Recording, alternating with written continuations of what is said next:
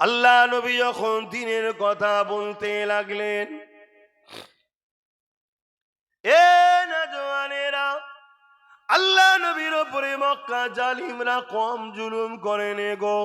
এমনও দিন গেছে নবী আমার কাবার সামনে না ইসলামের কথা বলার দরুন, মানবতার পক্ষে কথা বলার দরুন, নারীদের অধিকারের কথা বলার দরুন, ইনসাফের কথা বলার দরুন আমার নবী পাকের গায়ে পর্যন্ত আবু জেহেল হাত তুলে দিয়েছে। শুনছেন? আমার নবীর গায়ে হাত তুলেছে আবু জেহেল, নবীকে আঘাত করেছে। আমরা অনেকে মনে করি ইসলাম মানে দাড়ি টুপি, নামাজ, রোজা, হজ, যাকাত। বড় সমস্যা এটা। এটা একটা ইসলামের অধ্যায় যেটা ব্যক্তি জীবনকে কামিয়াবি করে। ইসলামের ব্যাপক, ইসলাম অন্যায়কে মিটিয়ে ন্যায়কে প্রতিষ্ঠিত করার নাম ইসলাম। ক্ষুধার্ত মানুষকে খানা খাওয়াবার নাম ইসলাম। বস্ত্রহীনকে বস্ত্র দিবার নাম ইসলাম। নারীদেরকে 1500 বছর আগে পুঁতে দিত মানুষেরা জানত। এই নারীদেরকে পুঁতা বন্ধ করে নারীদেরকে অধিকার দিবার নাম হলো ইসলাম। বড় দুঃখের বিষয়, কোন মুসলমান দাবি করে যদি এ নওজওয়ানেরা জুলুম অত্যাচার করে, অন্যায় করে, রাজানি করে, ফিতনা ফাসাদ করে, আল্লাহ নবী জানিয়ে দিলেন কেউ জালিম জানার পরে কোন মুসলমান যদি তাকে সহযোগিতা করে, মন দিয়ে শুনবে, কেউ অত্যাচারী জানার পরও কোন মুসলমান যদি তার সাথ দেয়, কেউ জালিম জানার পরও কোন মুসলমান যদি তার সাথ দেয়, তাকে শক্তিশালী করে, সহযোগিতা করে, মিশকাত শরীফের মধ্যে হাদিসটা পেয়ে যাবেন। আল্লাহ নবী জানিয়ে দিলেন ওই মুসলমানটা মুসলমান থাকে না, ও ইসলাম থেকে বেরিয়ে যায়। শুনছেন? এটা বলতে হবে না হবে না? বলুন, বলতে হবে না? নাই নামাজ পড়ে রোজা রেখে যদি জালিমের সাথ দিয়ে ইসলাম থেকে বেরিয়ে যেত, ও নামাজের কি নাম?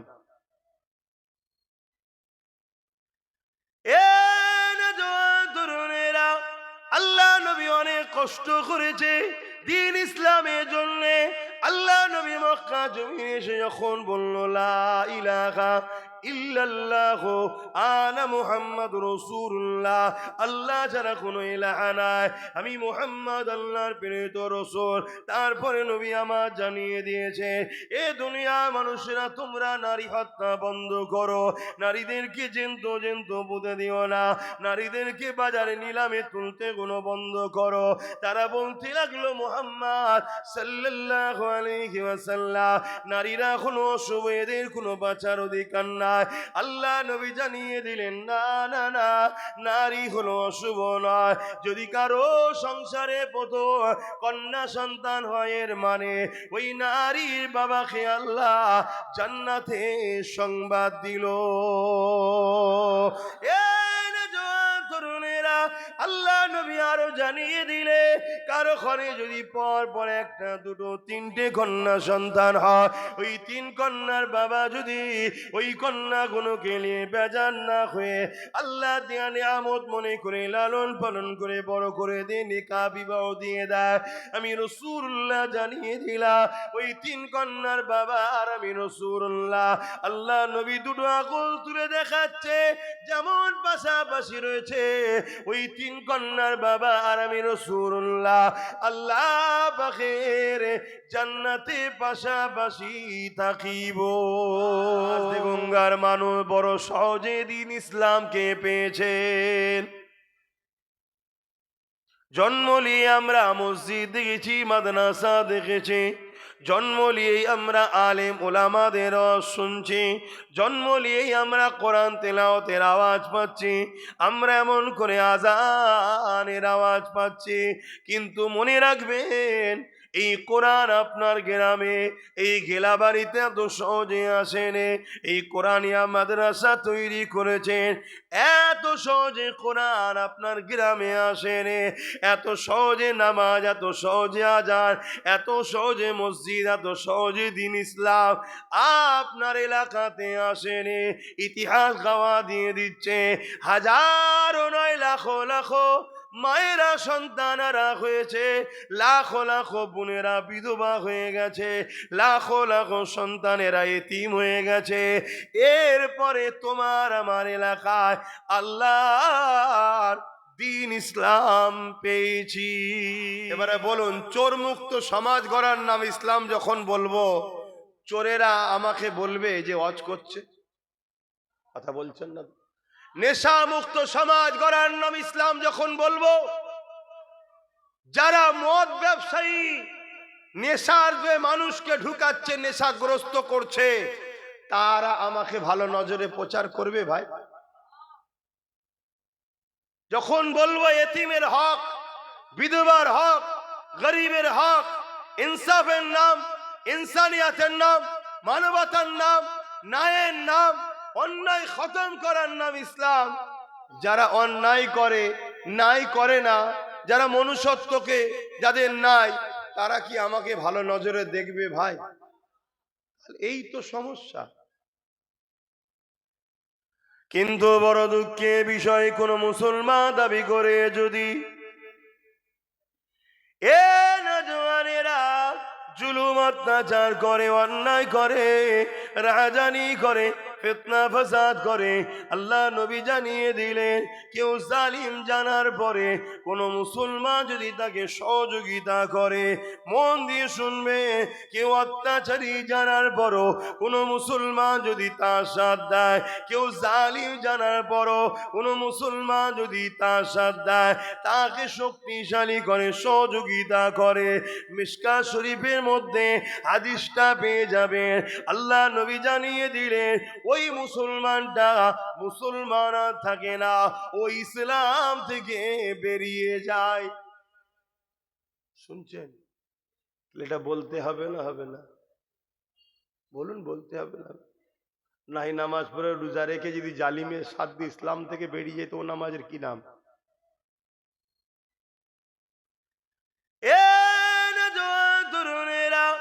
আল্লাহ নবী অনেক কষ্ট করেছে দিন ইসলামের জন্য। আল্লাহ নবী মক্কা জমিনে এসে যখন বলল লা ইলাহা ইল্লাল্লাহ আনা মুহাম্মাদুর রাসূলুল্লাহ, আল্লাহ ছাড়া কোনো ইলাহা নাই, আমি মুহাম্মদ আল্লাহর প্রেরিত রাসূল। তারপরে নবী আমার জানিয়ে দিয়েছে, এ দুনিয়ার মানুষেরা তোমরা নারী হত্যা বন্ধ করো, নারীদেরকে জেন্তু জেন্তু পুঁতে দিও না, নারীদেরকে বাজারে নিলামে তুলতে কোনো বন্ধ করো। তারা বলতে লাগলো, মুহাম্মদ সাল্লাল্লাহু আলাইহি ওয়াসাল্লাম, নারীরা কোনো অশুভ, এদের কোনো বাঁচার অধিকার নাই। আল্লাহ নবী জানিয়ে দিলেন, না না না, নারী হলো অশুভ নয়। যদি কারো সংসারে প্রথম কন্যা সন্তান হয়, এর মানে ওই নারীর বাবাকে আল্লাহ জান্নাতে সংবাদ দিল। আল্লাহ নবী আরো জানিয়ে দিলে, কারো ঘরে যদি পর পর একটা, দুটো, তিনটে কন্যা সন্তান হয়, ওই তিন কন্যার বাবা যদি ওই কন্যাগুলোকে নিয়ে বেজার না হয়ে আল্লাহ দিয়া নিয়ামত মনে করে লালন পালন করে বড় করে দিয়ে নিকাহ বিবাহ দিয়ে দেয়, আমি রাসূলুল্লাহ জানিয়ে দিলাম, ওই তিন কন্যার বাবা আর আমি রাসূলুল্লাহ। আল্লাহ নবী দুটো আঙুল তুলে দেখাচ্ছে, যেমন পাশাপাশি রয়েছে ওই তিন কন্যার বাবা আর আমি রাসূলুল্লাহ, আল্লাহ পাকের জান্নাতে পাশাপাশি থাকিব। আরো জোরে বলুন সুবহান। এগুলো বলবো তো নাকি? আজকে নারীদের উপরে জুলুম হচ্ছে না হয়নি? প্রতিদিন পেপার খুলে দেখুন, নারীদের ঘরে রেপ করা হচ্ছে। বাচ্চা বাচ্চা বাচ্চা বাচ্চা কন্যা সন্তানরাও নিরাপদ নয়। বলুন বলুন, আমি ভুল বলছি? তাহলে যে সমাজে নারীরা রেপ হয় আর হাজার হাজার পুরুষ এটাকে রুখতে পারে না, এগুলো কি পুরুষ? কথা বলছে না। তাহলে এই সমাজ ব্যবস্থাকে মিটিয়ে দিয়ে নারীদের রেপের হাত থেকে বাঁচানোর সমাজ গড়ার নাম ইসলাম, হ্যাঁ কি না? জোরে বলেন। তাহলে এই যে সমাজ ব্যবস্থা যারা চালাচ্ছে, তারা যখন নারীদের নিরাপত্তা দিতে পারেনি, তাহলে এরা নারীদের বিরুদ্ধে, তাই তো নারী নিরাপদ পাচ্ছে না। কথা বলছে না তো। তাহলে এদের বিরুদ্ধে বলা দরকার আছে না না? যেমন আপনাদের উত্তর 24 পরগনায় ব্যারাকপুর ভাটপাড়াতে কোন একজন বলছে ইসলামে নাকি রেপ করাটা পাপ নয়। কথাটা ঠিক বলেছে না ভুল বলেছে?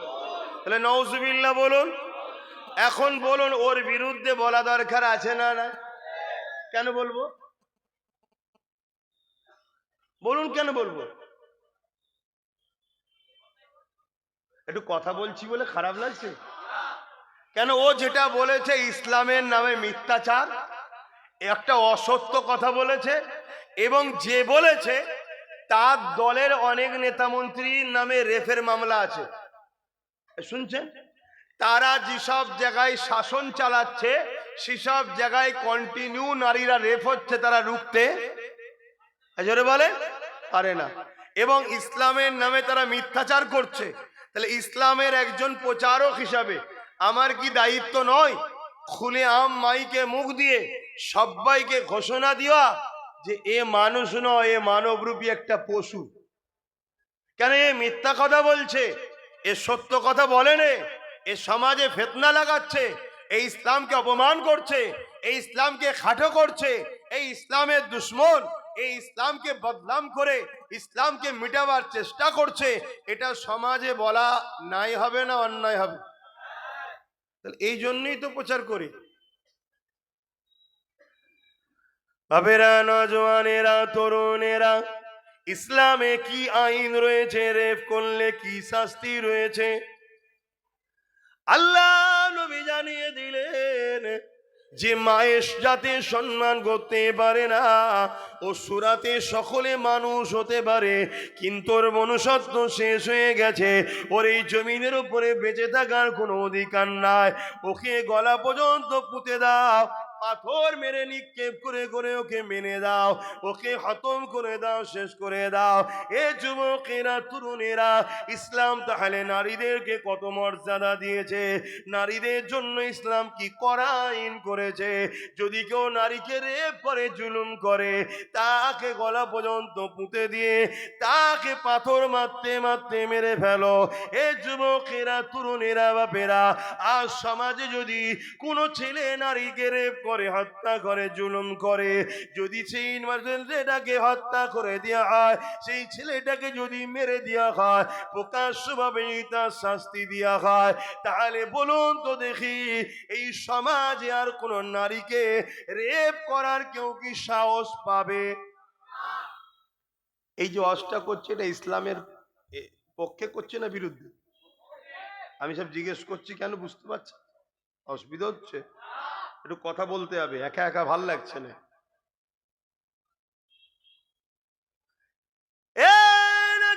তরুণেরা, কিন্তু আজ আমার প্রশ্ন এই জায়গাতে, যে ইসলাম এত কড়া আইন করেছে, যেখানে আজ একটা নারীকে কেউ যদি রেপ করে, সঙ্গে সঙ্গে তাকে গলা পর্যন্ত পুঁতে দিয়ে পাথর মেরে মেরে ফেলো, এতে বাকি রেপিস যারা রয়েছে তাদের শয়তানটা ভেতরে যে আছে, ভেতরেই দোদকে দোদকে মরে যায়, যারা আর কোনো নারী যেন রেপ না হয়।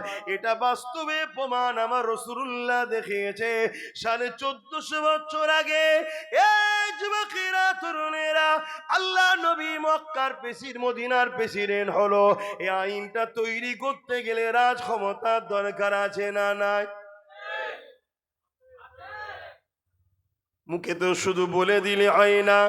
তাই নবী আমার মদিনার ক্ষমতায় আসলেন, নবী মদিনায় 10 বছর রাজনীতি করা শিখিয়েছে। রাজনীতির কথা বলা যাবে তো নাকি? আবার তো অনেক বলে হুজুরের ছেলেরা রাজনীতির কথা বলবে কেন? রাজনীতি হুজুরের ছেলে পড়বে না তো তোর মতো জাহান্নামে গুলো বলবে? হুজুরের ছেলেরাই বলবে, বলা বন্ধ হয়ে গেছিল, কেন আমাদেরকে ঝোড়া চাপাতে দিয়েছিল। মলি সাহেব, হাফেজ সাহেব এরা বোতলে ফু দেবে আর বাবারা বাবারা করবে, শুধু এই লাইনে চলে গেছিল। আর বাজারে সব জায়গায় মাতব্বর, গেঁজাখোর, মাতাল, পাক পবিত্র জানে না জ্ঞান, তারা সব জায়গায় মাতব্বর হয়ে লাঠি ঘুরাচ্ছিল। হ্যাঁ, যেই ধরিছে বা সব কেড়ে কেড়ে কেড়ে করে উঠেছে একদম পুরো, তাই তো নাকি? তরুণেরা, আল্লাহ নবী মদিনার জমিনে গেলেন। মদিনার মানুষকে নবী রাজনীতি শিখাতে লাগলে, তাদেরকে রাষ্ট্র কায়েম করার কথা বলতে লাগলে, তাদের দ্বারা নবী আমার রাষ্ট্র তৈরি করলে, তাদের মধ্যে থেকে আলোচনা নবী করতে লাগলো, তোমাদের রাষ্ট্রের প্রধান কাকে করবে?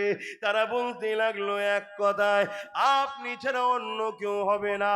এই যে তারা বলছে আমার রাসূল রাষ্ট্রের প্রধান হবে, কারা বলতে লেগেছে?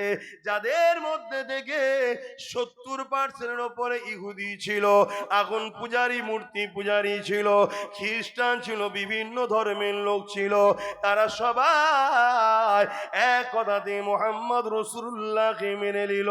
আমার নবী পাক মদিনার রাষ্ট্রপ্রধান হলে, তিনি এমন করে রাষ্ট্রপ্রধান হয়ে এলান করে দিলে, বিভিন্ন কাজ করে এলান করলে, তার মধ্যে এলান হলো, বাবারা কেউ যদি রেপ করে তার জন্য এই শাস্তি রয়েছে। যুবকেরা মন দিয়ে শোনো, 1450 বছর হয়ে গেল ওই যে আইনটা নবী চালু করে দিল, সেই দিন থেকে আজকের দিন পর্যন্ত মদিনার জমিনে নারীরা রেপ তো দূরের কথা, আজকে দিন পর্যন্ত মদিনার জমিনে কোন নারীকে ইফটিজিং টিটকিরিও মারা হয় না। আরো জোরে বলুন সুবহান। এটা কি আমাদের গর্ব নয়? কি গো, এটা আমাদের গর্ব নয়? আচ্ছা, লড়ুক না, ভাঙবে না, অসুবিধে নেই, দেখে লিয়েছি। শুনছেন তো নাকি? তাহলে 1450-1500 বছর কম বেশি হয়ে গেল, মদিনায় রাত 1টা 2টো 3টে 4টে যখনই দেখবেন রাস্তাঘাটে নারীরা যাতায়াত করছে, কোনদিন আজ পর্যন্ত কোন নারী রেপ তো দূরের কথা, কেউ টিটকিরিও মারেনি। কেন? সেখানের নিজাম, সেখানকার আইন, সেখানকার সিস্টেম মুহাম্মদ আরবি সাল্লাল্লাহু আলাইহি সাল্লাম করে দিয়েছে। সেই আইনকে তারা আরো শিরোধার্য মেনে নিয়েছে। রেপ যদি কেউ করে তার একটাই শাস্তি, প্রকাশ্য মৃত্যুদণ্ড। কথা মাথায় ঢুকছে না? ঢুকে নেই। আর আমরা যদি দেখি সমাজে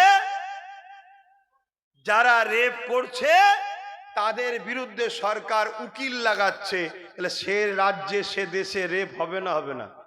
কথা বলছেন না তো? এইটা সমাজকে একটু জানানো দরকার আছে না? নাই?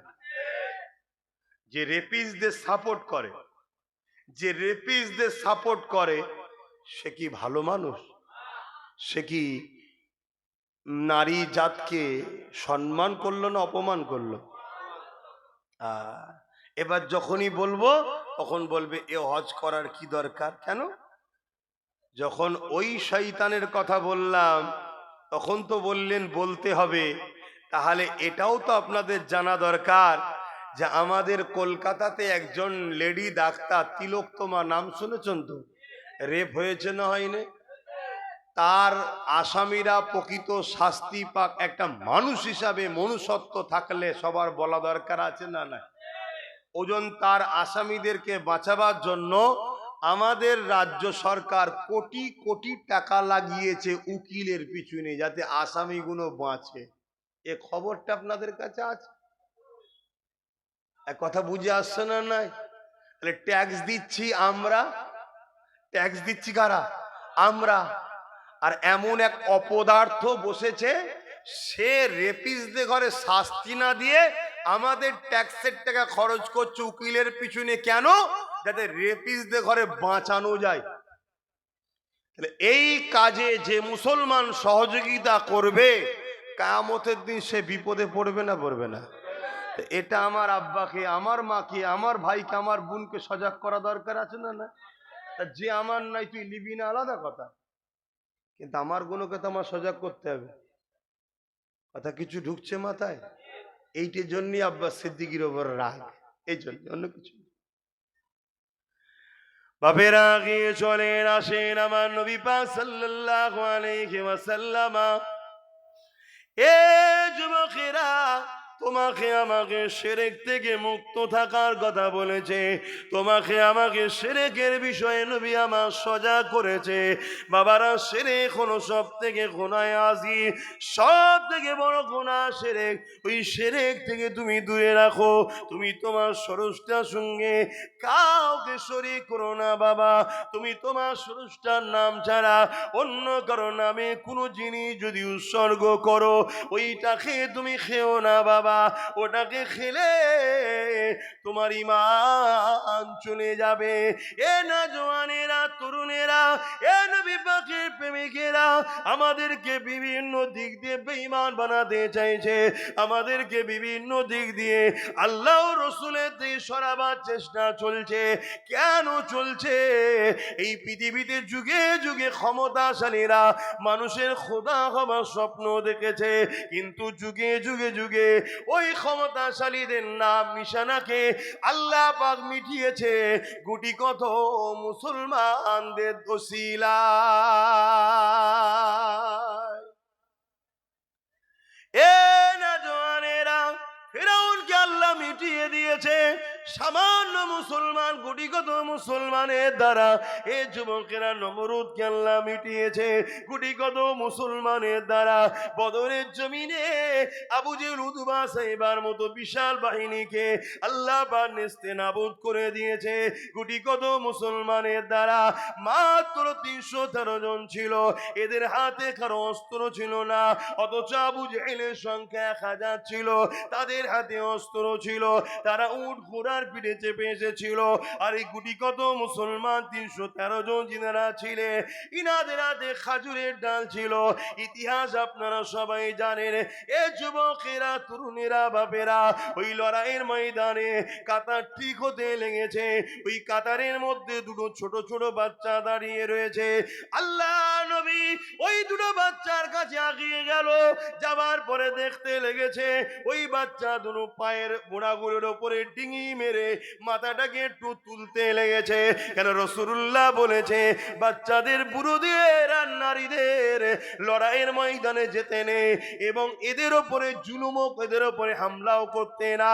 এ যুবকেরা, তরুণেরা, এই দুটো বাচ্চা মনে করতে লেগেছে আমরা ছোট ছোট বাচ্চা, আল্লাহ নবী আমাদেরকে নাও নিয়ে যেতে পারে।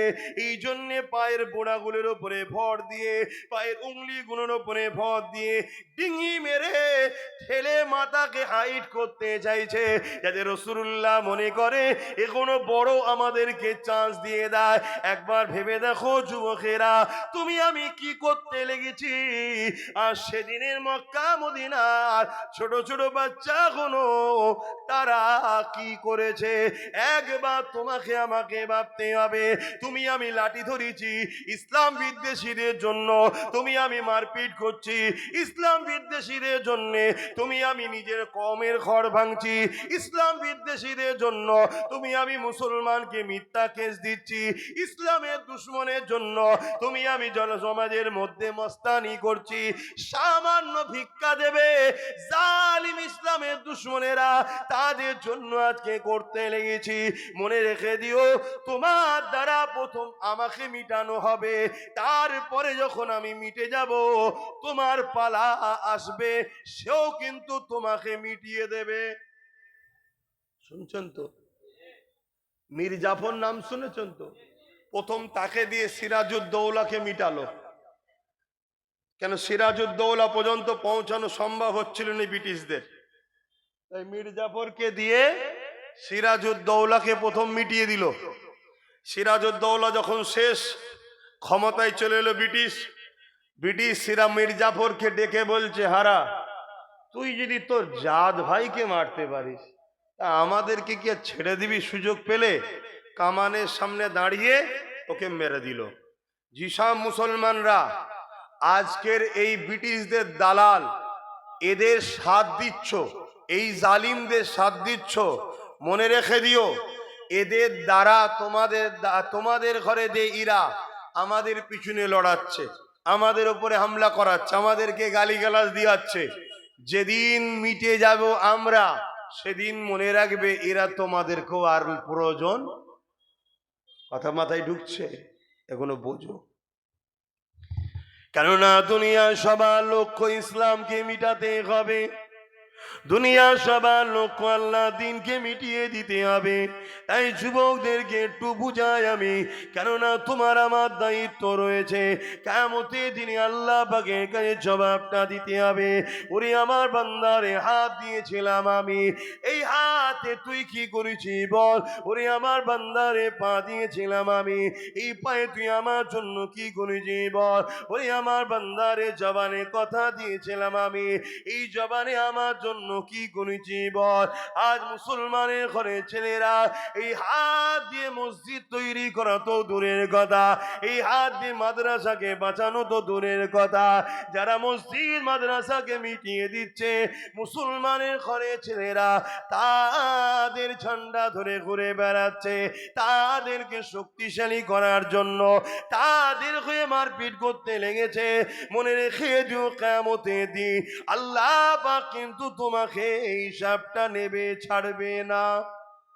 এই কথাগুলো আমার কমকে ভাবানো দরকার আছে না নাই? আজকে মাদ্রাসা ভাঙা হচ্ছে না হয়নি? কথা বলুন, কারা ভাঙছে?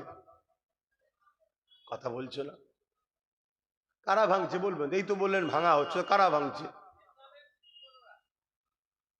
কেন্দ্রের বিজেপি সরকার মাদ্রাসা ভাঙছে, ভাঙছে না ভাঙেনি?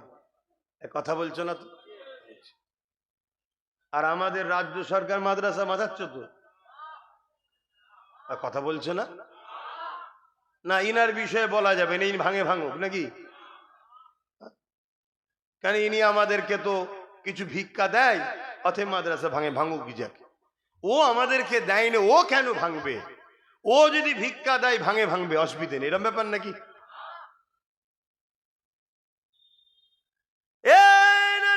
তরুণেরা, যারা আমার মাদ্রাসা দুশ্মন তারা আমাদের দুশ্মন, যারা আমার মসজিদের দুশ্মন তারা আমার দুশ্মন।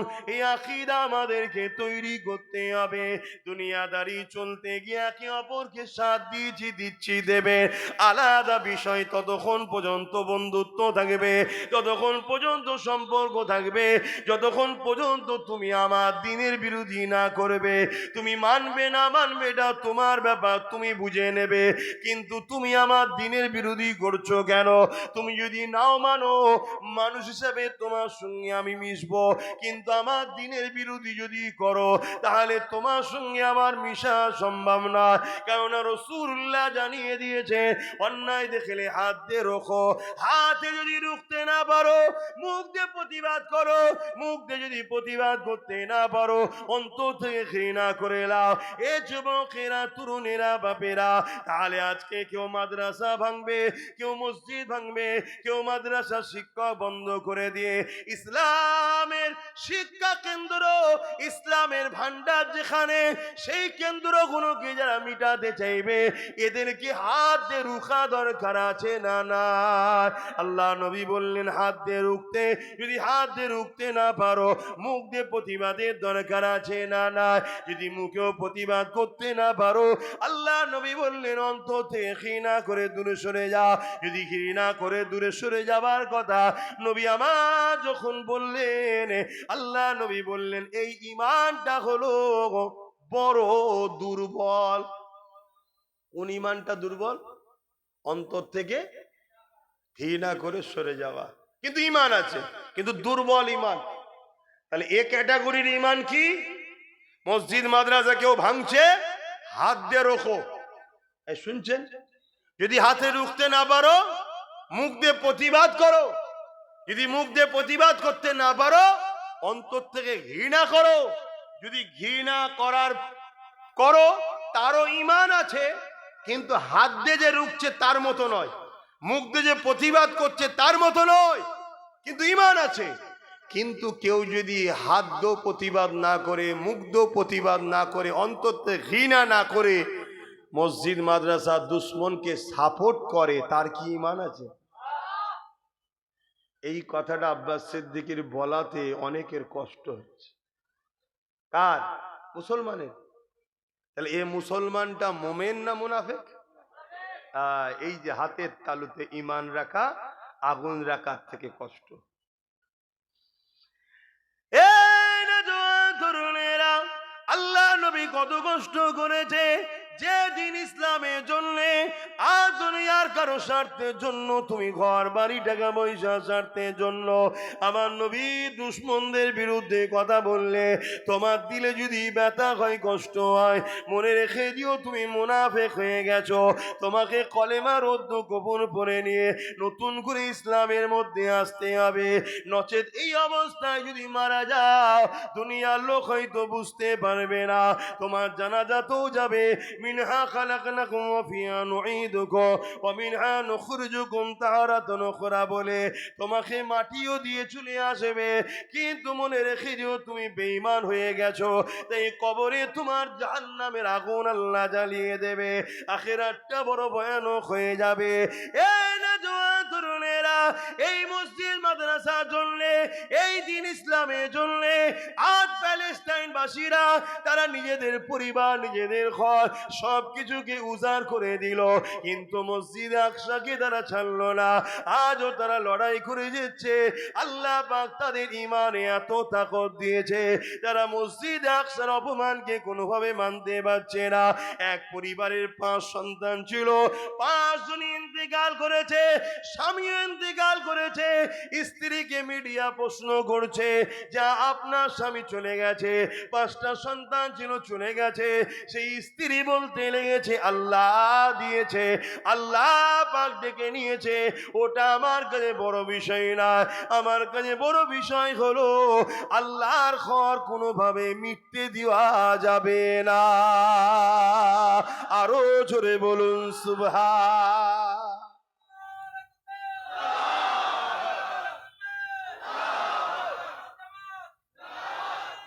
আল্লাহ। আর আজ আমাদের মুসলিম সমাজের কিছু লোক আছে, আমাদের ঈমান কোথায়? যে না সবই ঠিক আছে, মাদ্রাসা ভাঙছে ভাঙুক গে যাক, আমাকে 50,000 1 লাখ দিলেই হবে, এরম আছে না? নাই। তারা আমার কথা ভালো নজরে নেবে? মাদ্রাসা ভাঙছে ভাঙে যাক, আমাকে একটা গাড়িতে দিলেই হয়ে যাবে, কি একটু বাড়ি করে দিলে, কি কোনো জায়গায় জায়গাতে দিলে, কি একটু আলো লেগিয়ে দিলে গাড়ির উপরে, ব্যাস আমি খুশি। মাদ্রাসা যাচ্ছে যাক না। বলুন আপনারাও কি তাদের দলে?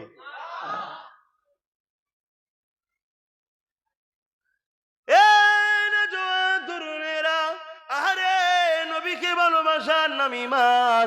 নবীর মহব্বত যদি তোমার আমার অন্তরে থাকে, মনে রেখে দিও আমার নবী পাকের জুতা মোবারক নিয়ে কেউ যদি তুচ্ছ তাচ্ছিল্য করে, সে সঙ্গে সঙ্গে কাফের হয়ে যাবে। তাহলে নবীর ঘর মাদ্রাসাকে নিয়ে তুচ্ছ তাচ্ছিল্য করলে কি কাফের হবে না? এ যুবকেরা, তরুণেরা, আল্লাহর কোরআনকে নিয়ে কেউ তুচ্ছ তাচ্ছিল্য কি কাফের হবে না? আজ আমি হক কথাগুলো বলছি বলে আজ একদল মানুষ আমার পিছনে লেগে গেছে। কোনো অসুবিধা নাই, আরো লাগো। পুরো দুনিয়া যদি আমার মোকাবেলায় চলে আসে, আমি তথাপিও তাদের মোকাবেলায় প্রস্তুত রয়েছি ইনশাআল্লাহ। কিন্তু কোরআনের বিরুদ্ধে কেউ কথা বলবে, তাকে মেনে নেওয়া যাবে না। আজকে এই মাদ্রাসায় কোরআন শিক্ষা দেওয়া হয়, এই কোরআনের কতটা সম্মান, কতটা মর্যাদা। কিয়ামতের দিনে আল্লাহ পাক এই কোরআনকে সুন্দর করে সাজাবে। এই কোরআন আল্লাহ পাকের আরশে আজিমের নিচে এমন করে কুদরতি ভাবে ঘুরতে থাকবে। আল্লাহ পাকের ক্ষমতা আছে না নাই? এ যুবকেরা, ওই লাউহে মাহফুজে যে রক্ষিত রয়েছে, যে কোরআন ধারাবাহিক ভাবে রোজার মাসে আমার রাসূলুল্লাহর উপরে নাজিল আল্লাহ করেছে, ওই কোরআনকে আল্লাহ সুন্দর করে সাজিয়ে দেবে। আল্লাহর আরশে আজিমের নিচে ঘোরাঘুরি করতে থাকবে। আমার আল্লাহ পাক জিজ্ঞাসা করতে লাগবে, আমার পাক কালামুল্লাহ, আজ আপনি আমার কাছে কিছু বলতে চান নাকি? ওই সময় কালামুল্লাহ বলতে লাগবে, ও রাব্বি আল্লাহ, আল্লাহ পাক দুনিয়া জমিনে যারা আমাকে মোহাব্বত করেছে, আমাকে পেয়ার করেছে, আমাকে সিনার মধ্যে রেখেছে, আমাকে চুমা দিয়েছে, আমাকে চোখে লাগিয়েছে, আমাকে মাথায় তুলেছে, আমাকে আদর করেছে, এ আল্লাহ হয়তো পড়তে পারে রে, কিন্তু আমাকে চুমা দিয়ে আদর করে বুকে জড়িয়ে ধরেছে, আমার জন্য লড়াই পর্যন্ত করেছে, আমার জন্য অনেকে জান পর্যন্ত দিয়ে দিয়েছে।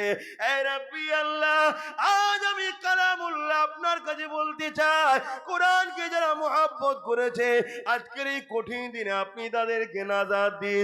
আল্লাহ নবী নূরের জবানে বলে দিলে কিয়ামতের দিনে যাদের সিনাতে কোরআন রয়েছে, যারা হাফেজে হাক্কানি হয়েছে, যারা কোরআনকে পিয়ার করেছে, কোরআনকে মুহাব্বত করেছে, কোরআনের কথা বলেছে, কোরআনের পক্ষে দাঁড়িয়েছে, এমন ব্যক্তি যে কোরআন পড়তে পারে না কিন্তু খুলেছে, খুলে আগুল বুলিয়ে বুলিয়ে আল্লাহ পাকের কথা তাদের চুমা দিয়েছে, এই রকম ব্যক্তি কিয়ামতের দিনে ওই কোরআনের শাফাতের ওসিলায় আল্লাহ পাকের জান্নাতে চলে যাবে।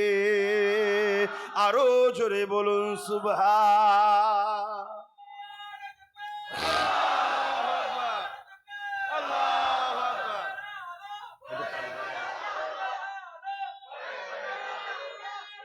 আল্লাহ, তাহলে বলুন আপনার কোরআনের পক্ষে না বিপক্ষে? আপনারা তারা কোরআনের পক্ষে একটু হাত তুলে সাক্ষী দেন।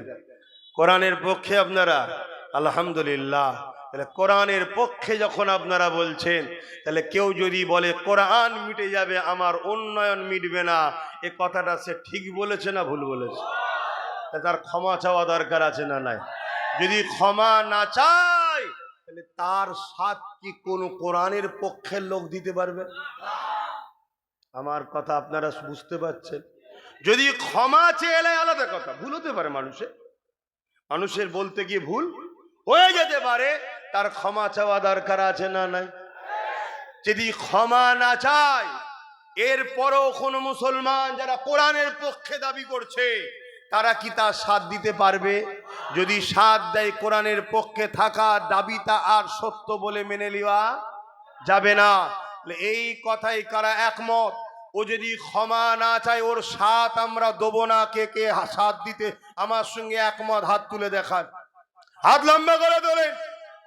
আল্লাহর দেখছে কিন্তু, ধোকা দিচ্ছেন না তো? এই মজলিসে বসে ধোকা দিচ্ছেন না তো? হাত নামান। আপনারা যদি সত্যি কোরআনকে ভালোবাসেন তাহলে সংগঠিত হন, ওর ঘাড়কে ক্ষমা চাইতে হবে। আর আপনারা যদি দালালি করেন, সামান্য ভিক্ষায় ওদের কাছে যদি বিক্রি হয়ে যান, আজ জমানে বলেছে কোরআন শেষ হয়ে যাবে, কালকে কোরআনকে সত্যি মিটাবার জন্য মাদ্রাসাগুলোকে এরা ব্যান করে দেবে। আর মাদ্রাসা যখন থাকবে না, কোরআন তখন পড়াবেন কোথায়? যেমন চীনের বুকে কোরআন রাখলে তাকে বন্দী করা হয়, এরাও আগামী দিন করবে। এর জন্য দোষী আপনারা হবেন। আর আপনারা যদি আজকে সংগঠিত হন, যে ক্ষমা যদি না চাও, তাহলে তোমার সাথ আর দিতে পারছি না। কেন? তোমার সাথ দিলে আমাদের ঈমান থাকবে না। কেন? তুমি যে কথা বলেছো কোরআনের বিরুদ্ধে বলেছো। অতএব কোরআনের বিরোধীকারীকে সাপোর্ট করা ঈমানদারের কাজ হতে পারে না, পারে না, পারে না। এই কথাগুলো বলে দেওয়া দরকার আছে না না? বলে দিলে যারা মুসলিম শরীয়তে মুনাফিক আছে তাদের সমস্যা হচ্ছে। হুজুর কি আর পাসনি? আব্বাসকেই করতে হবে দাও। হুজুর কি আর নেই? এলে ফিতনা হবে। আর পুলিশকে যে বলছে এলে দাঙ্গা হবে। আচ্ছা, এখানে দাঙ্গার কি কথা হচ্ছে? দাঙ্গা তো নেতারা লাগায় নিজেদের রাজনীতির রুটি শক্ত করবে বলে। দাঙ্গা কোনো সাধারণ মানুষ করে না।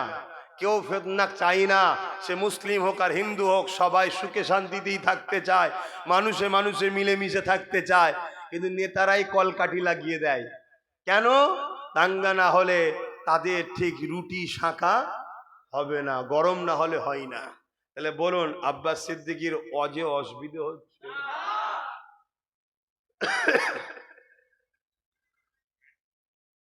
বলবো না থাকবে? ভুলে যাবেন না তো? যদি ভুলে যান কপাল ফাটা জাহান্নামে ঢুকবেন। কি করা যাবে? আর কিচ্ছু করার নেই। খোলাখুলি কথা আমার কাছে। বাপ, তুমি ভাবছো আমি নামাজ পড়ি তো, আমি হজ করি তো। নামাজ তো আব্দুল্লাহ ইবনে উবাইও করেছিল, হজ তো আব্দুল্লাহ ইবনে উবাইও করেছিল। রাইসুল মুনাফিক আব্দুল্লাহ ইবনে উবাই, নাম শোনেন না? একটু বলবো? এই যুবকরা শুনবে? হ্যাঁ শোনো। আহা, আল্লাহ নবীর পিছনে ইক্তেদা করে নামাজ পড়তো। মদিনা নববী শরীফে রসুল ইমাম, আর নবী পাকের পিছু পিছু সোজাসুজি দাঁড়াতো, অন্য কাউকে দাঁড়াতে দিত না। সরো, আমি দাঁড়াবো। দাঁড়িয়ে গিয়ে নামাজ পড়তো। আল্লাহ নবী জিহাদে যেতেন, ও সাথে যেত। আল্লাহ নবী হজ করতে গেছেন, ও হজ করতে গেছে। আল্লাহ নবী দ্বীনের কথা বলতেন, কোরআনের কথা বলতো, বসে বসে শুনতো। আল্লাহ নবী রোজা রাখতেন, ও রাখতো। আল্লাহ নবীর সঙ্গে ইফতার করেছে, আল্লাহ নবীর হাতে হাত দিয়েছে, দাড়ি রেখেছে, টুপি পরেছে, পাগড়ি পরেছে, জুব্বা পরেছে, কিন্তু কোরআন ঘোষিত জাহান্নামী হয়েছে। কারণ কি? হযরত আবু বকর সিদ্দিককে জিজ্ঞাসা করা হয়েছে, এ আবু বকর সিদ্দিক, আপনিও নামাজ পড়েন, আব্দুল্লাহ ইবনে উবাইও নামাজ পড়ে। এ আবু বকর, আপনিও রোজা রাখেন, আব্দুল্লাহ ইবনে রোজা রাখে। এ আবু বকর সিদ্দিক, আপনারও দাড়ি আছে, আব্দুল্লাহ ইবনে উবাইয়েরও দাড়ি রয়েছে। এই আবু বকর সিদ্দিক, আপনি হজ করেছেন, আব্দুল্লাহ ইবনে উবাইও হজ করেছে। এই আবু বকর সিদ্দিক, আপনি জিহাদে গেছেন, আব্দুল্লাহ ইবনে উবাইও জিহাদে গেছে। এই আবু বকর সিদ্দিক, আপনার দাড়ি টুপি জুব্বা পাগড়ি আছে, আব্দুল্লাহ ইবনে উবাইয়ের দাড়ি টুপি জুব্বা পাগড়ি আছে। এ আবু বকর সিদ্দিক, আপনি জান্নাতি দুনিয়া থেকে সার্টিফিকেট পেয়েছেন, আর আব্দুল্লাহ ইবনে উবাই কোরআন ঘোষিত জাহান্নামী হয়ে গেছে। এর কারণটা কি? হযরত আবু বকর সিদ্দিক বলল, ওর যা আছে আমার তাই আছে, আমার যা আছে ওর তা নাই। ও নামাজ পড়ে, আমিও পড়ি, ও রোজা রাখে, আমিও রাখি, ও হজ করে, আমিও করি, ওর দাড়ি টুপি আছে, আমারও আছে, ও রাসূলুল্লাহর সাথে জিহাদে গেছে, আমিও গেছি। এই দিক দিয়ে ওর যা আছে আমারও তাই আছে, কিন্তু আমার যা আছে ওর তা নাই। আমার দিলে আল্লাহ, নবী, কোরআন, ইসলামের উপরে মহাব্বত, ভালোবাসা দিল থেকে আছে। ওর লোক দেখানো করে, দিল থেকে করে না। এই জন্যে ও মুনাফিক, জাহান্নামী। আর আমার ইমানের জন্য আল্লাহ আমাকে জান্নাতে সার্টিফিকেট দিয়েছে। প্রতি বছরে অমুসলিম থেকে অনেক মানুষ ইসলাম কবুল করছে, খবর আছে তো নাকি? তাহলে মুসলমান কি অমুসলিম হয় না? তারা যাচ্ছে কোথায়? সেইগুলো কই? শোনো মন দিয়ে। আব্বাস সিদ্দিকী যেগুলো বলে, 8 বছর আগে বলেছি, আস্তে আস্তে ঘটছে সব। আজ বলছি, আগামীতে ঘটবে। কিন্তু সজাগ যদি না হও, আফসোস করতে হবে, কিছু করার থাকবে না। যেমন 8 বছর আগে বলেছিলাম ওয়াকফ চলে যাচ্ছে, বাঁচাও। কত আন্দোলন করেছি ওয়াকফ নিয়ে, আপনাদের এলাকাতেও করেছি, সাক্ষী আছেন তো নাকি? আওয়াজ দেন, করেছি না করিনি? এ তো 2025 এ সালে না হয় আইন তৈরি হয়েছে, তার আগে আন্দোলন করেছি, কিন্তু আজকে আইন তৈরি হয়ে গেল। কিন্তু সেই দিন থেকে যদি আমরা সজাগ হতাম, সেই দিন থেকে যদি আমরা জাগতাম, সেই দিন থেকে যদি আমরা তৈরি হতাম, তাহলে কিন্তু আজ সুযোগ পেত না। সুযোগ আমরাই করে দিই।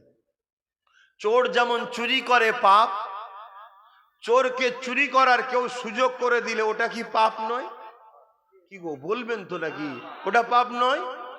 আপনার পাড়াতে একজন এসে একজনের বাড়িতে চুরি করেছে, আর গ্রামের আরেকজন মই দিয়েছিল দিয়াল টপকাবার জন্যে। পুলিশ কি যে মই দিয়েছে ওকে ধরবে না? কথা বলছে না তো? হ্যাঁ, তুও বেটা চ।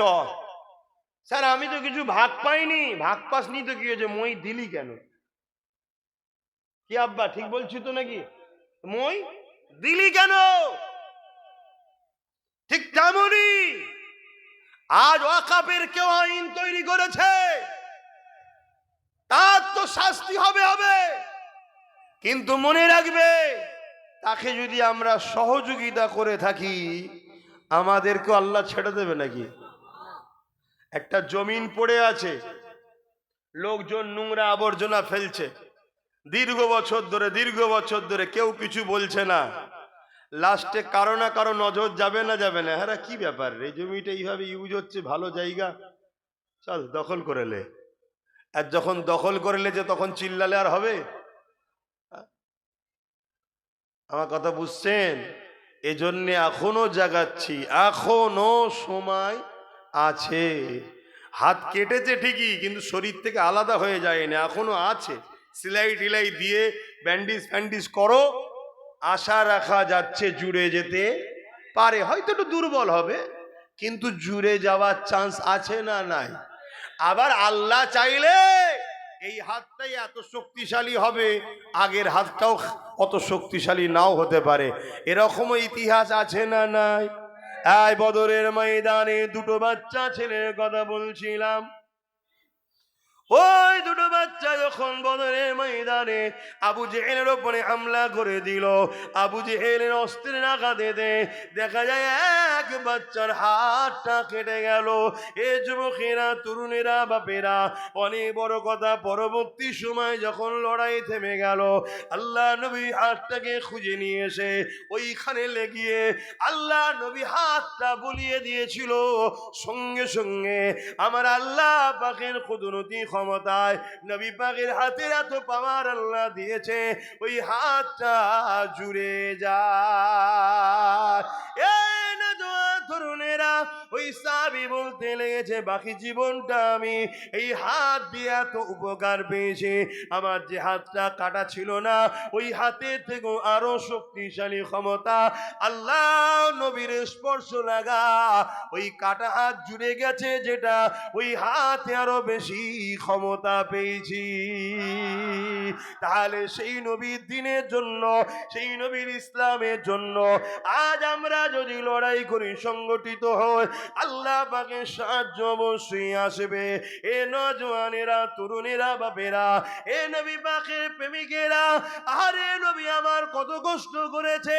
আল্লাহ নবীর জীবনে এমনও দিন গেছে, নবী আমার সিজদায় যখন পড়ে গেছে, মক্কা জালিমরা আমার নবী পাকের পিঠের উপরে পচা দুম্বার ভুঁড়ি চাপিয়ে দিয়েছে।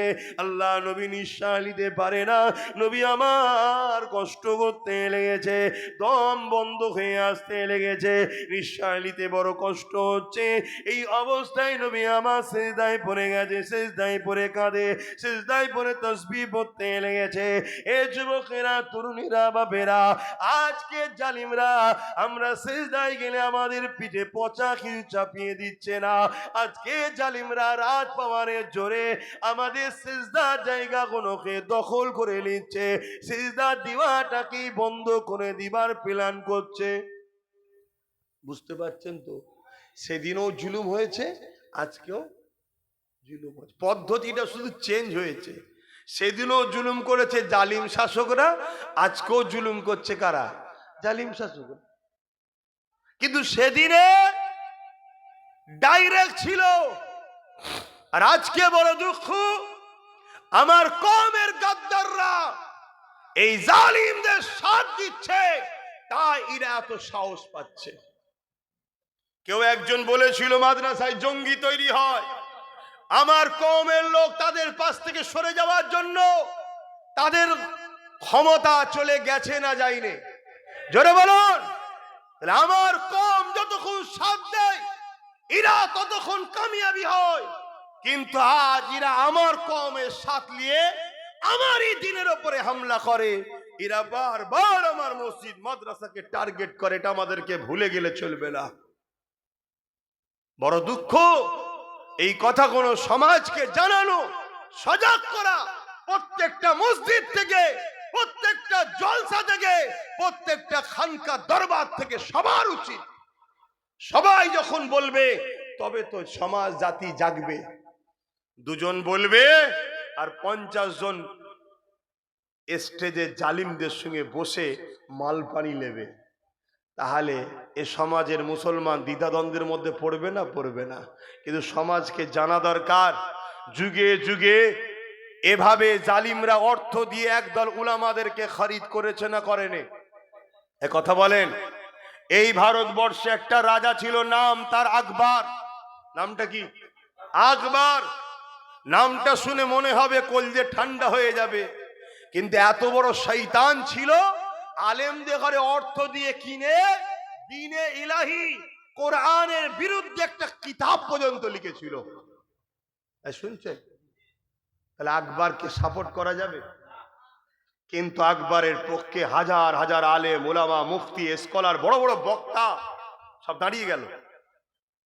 দাঁড়িয়ে গিয়ে বলছে, আমাদের সম্রাট মুগলে আজম, তার উপরে আসমান থেকে ওহী এসছে। বলুন নাউজুবিল্লাহ। যেখানে কোরআন বলছে ওয়ালাকির রাসূল, কোরআন বলছে কোরআন হলো শেষ কিতাব, নবী মুহাম্মদ সাল্লাল্লাহু আলাইহি রাসূলুল্লাহ ওয়া খাতামান নবীন, নবী হলেন শেষ নবী, নবীদের উপরে ওহী আসে, আর কোন নবী আসবে না। সেখানে আকবর একদিকে নবী দাবি করলো, আর একদিকে তার উপরে আবার কিতাব এসেছে কোরআনকে বিরুদ্ধ করার জন্য। তারও পক্ষে উলামারা কথা বলেছে, হ্যাঁ কি না? তাহলে আজকের আকবরের মতো যারা জালিম আছে ইসলাম বিরোধী, এদের পক্ষ দাড়িওয়ালা টুপিওয়ালা উলামা পাওয়া যেতে পারে না? পারে না? এতে আশ্চর্য হবার কিছু নেই তো। কিন্তু সেদিন মুজাদ্দেদ আল পেসানি তিনি লড়াই শুরু করলেন আকবরের বিরুদ্ধে। মুজাদ্দেদ আল পেসানির উপরে আকবর কত জুলুম করেছে, কত অত্যাচার করেছে, কিন্তু মুজাদ্দেদ আল পেসানিকে দমাতে পারেনি। মুজাদ্দেদ আল পেসানির দ্বারা আল্লাহ ভারতের মুসলমানদের ঈমানকে বেঁচিয়েছে, আকবরকে জাহান্নামে পাঠিয়ে দিয়েছে। শুনছেন? আবার এই যে জাহান্নামে চলে গেছে, জান্নাতে চলে গেছে, এই ডাইরেক্ট বলাতে আবার অনেকের আপত্তি হচ্ছে। কে জান্নাত যাবে, কে জাহান্নামে যাবে, উনি কি ঠিকালে বসাছে? আরে আমি কোথায় ঠিকালি? আমি কি জান্নাতে দিয়েছি বললাম? আমি বললাম আমি জাহান্নামে দিয়েছি? না, আল্লাহ দিয়েছে। আপনি জানলেন কি করে? আল্লাহর কোরআন আমায় জানিয়েছে, আল্লাহর নবী মুহাম্মদ সাল্লাল্লাহু আলাইহি ওয়াসাল্লাম জানিয়েছে হাদিস পাকে। কথা বুঝে আসছে না? না, নবী একটা সোজা ডাক টানলেন, এই ডাকটা হলো সিরাতুল মুস্তাকিম, তার দুদিকে অনেক ডাক টানলেন, এই রাস্তা ছাড়া বাকি যত দিক আছে যারাই যাবে জাহান্নামে। নবীর এই কথা সত্য না মিথ্যা? তাহলে যারা কোরআনের বিরুদ্ধে যাবে, কোরআনকে মিটাবার জন্য নতুন কিতাব তৈরি করবে, তাদেরকে যারা জান্নাতি ভাববে, তারাও ওদেরই কাতারেই জাহান্নামে যাবে, কোনো সন্দেহ নাই। কথা বুঝে আসছে না? নাই। আজকে হঠাৎ করে দেখা যাচ্ছে এজিদকে বাঁচাবার জন্য একদল মোল্লা মুলি সাহেব বেরিয়েছে। এই শুনছেন? এজিদ রহমাতুল্লাহ। আরে তোমরা বাংলার মানুষ অনেক শান্তিতে আছো দাদা হুজুরের ওসিলায়। কারণ রিসেন্ট মুজাদ্দেদ তোমাদের বাংলার লোক, তিনি এখনো তোমাদেরকে যে শিক্ষা দিয়ে আছে, তোমরা এত ফিতনার খবর জানো না। কিন্তু আগে থেকে বলার কারণ কি? এই অসুবিধা হচ্ছে ভাই। আগে থেকে বলার কারণ কি?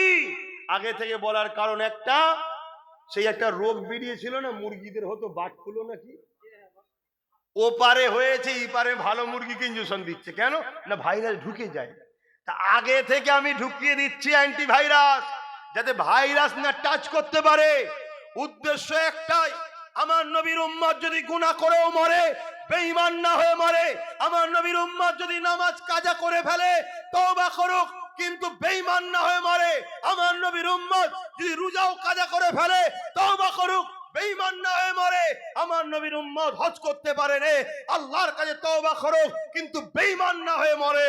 কেন? বেঈমানের শাফাত নেই, বেঈমানের নাজাত নেই। আর নবীর উম্মত যদি পৃথিবী পরিমাণও গুনাহ করে মরে, একে জাহান্নামী কেউ বলতে পারবে না যদি ঈমান থাকে। এ নবীর শাফাত পেয়ে জান্নাতি হয়ে যাবে। জোরে বলুন সুবহানাল্লাহ, আরো জোরে বলুন সুবহানাল্লাহ।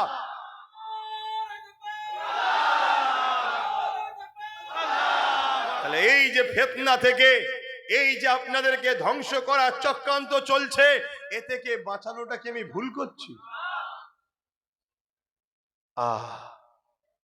বড় দুঃখ বাপ।